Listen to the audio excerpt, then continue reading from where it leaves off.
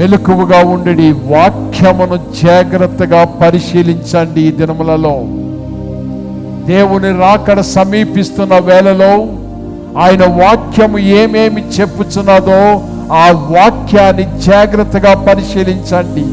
ఆయన వాక్యములో ఉన్నవన్నీ జరుగుతున్నాయా లేదా? మెలకువగా ఉండండి. టీవీ చూస్తున్నారు, ఈ ఛానల్ నుంచి ఆ ఛానల్ మార్చేస్తున్నారు. ఏ కార్యక్రమం వచ్చినా యేసయ్య తన రాకడ విషయంలో ఏమి జరుగుతాయని చెప్పాడో అవే మీకు స్క్రోల్గా వస్తూ ఉంటాయి, అవే మీకు హెడ్లైన్స్గా వస్తూ ఉంటాయి, అవే మీకు బ్రేకింగ్ న్యూస్గా వస్తూ ఉంటాయి. వీటన్నిటిలోనూ నువ్వు మెలకువగా ఉండి ఆ వార్తలు చదువుతున్నప్పుడు నీవు వాక్యానుసారముగా సిద్ధపడు. ఎందుకు ఇవన్నీ జరుగుతున్నాయి అని ప్రశ్న వేసుకున్నప్పుడు ఆయన సమీపించి ఉన్నాడు, ఆయన త్వరలో రానై ఉన్నాడు.